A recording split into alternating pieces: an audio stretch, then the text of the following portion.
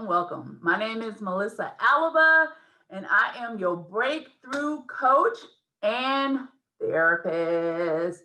We cannot leave out the therapist part because I have literally been licensed since 2003. Woohoo! But today I really wanted to talk to you guys about pleasure. So, when we're talking about self care, we cannot leave out pleasure. So, I want to give you a few tips on how to get some pleasure in your life and what life looks like when you don't have any pleasure. So, I know many of us are still struggling with it being a pandemic and not having our regular routines that we typically would have that would give us some pleasure, right? But I want to talk about choosing. So we're going into 2021, and I want you guys to think about choosing the life that you actually want. So I am a therapist and a life coach, and I started coaching really early on with being a therapist because I recognized there was two different things going on. As a therapist, we literally were trained how to help other people and how to support them and how to share all this great stuff about self-care, stress management, all of these things. But one of the things that I noticed, many therapists never seem to take that advice. So I saw a lot of my colleagues having what we call burnout or fatigue. And that's because they themselves lacked self-care. So, one of the things that I really work to do is embody self care within the practice that we have.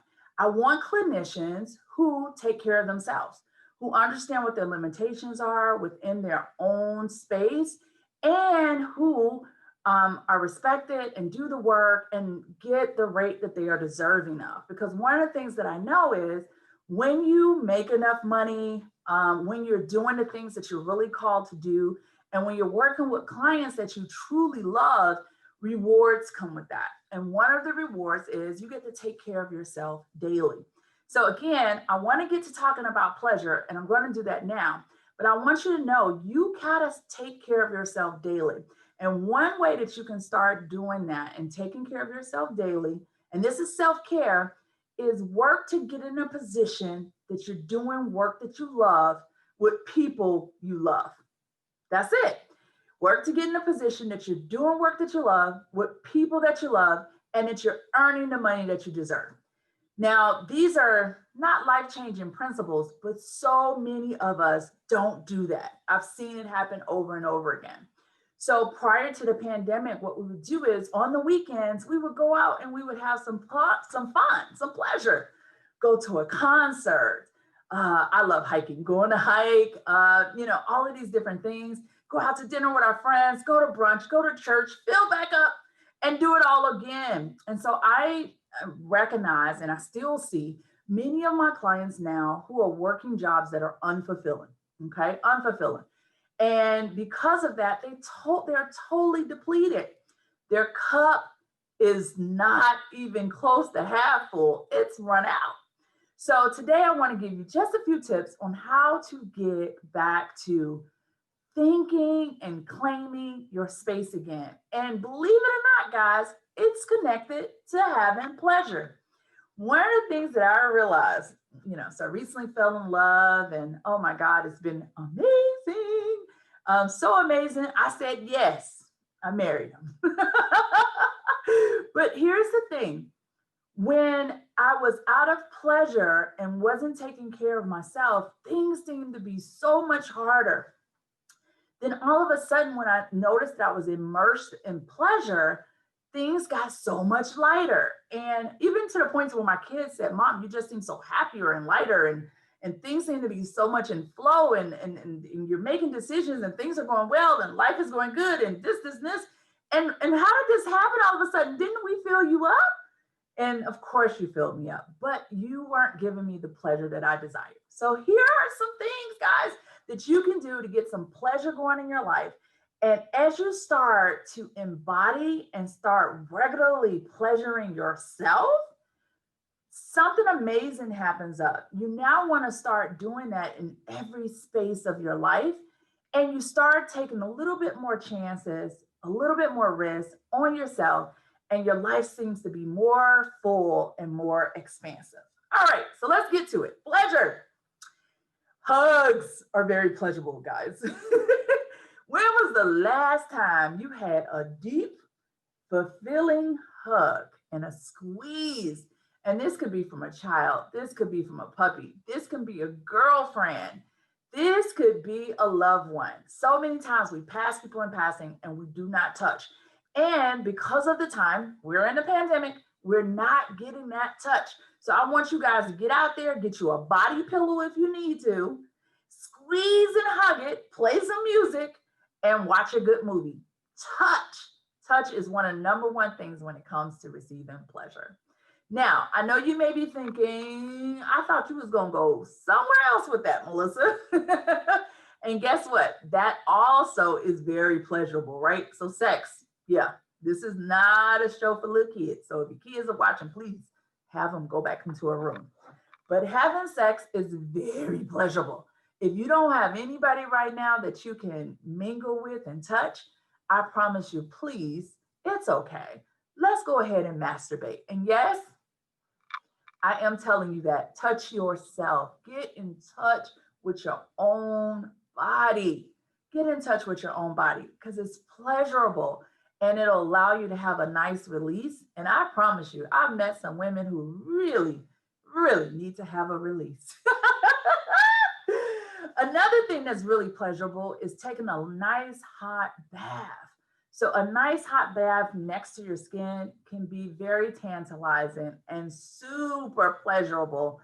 You might want to light a candle. You may even want to add some scents. So I love, guys, I love having that aromatherapy. So, I love like coming into a room and having fresh flowers. I usually always have fresh flowers at home. So I like them in the kitchen. I like them in my office, in the dining room, in the living room. Like I like fresh flowers everywhere.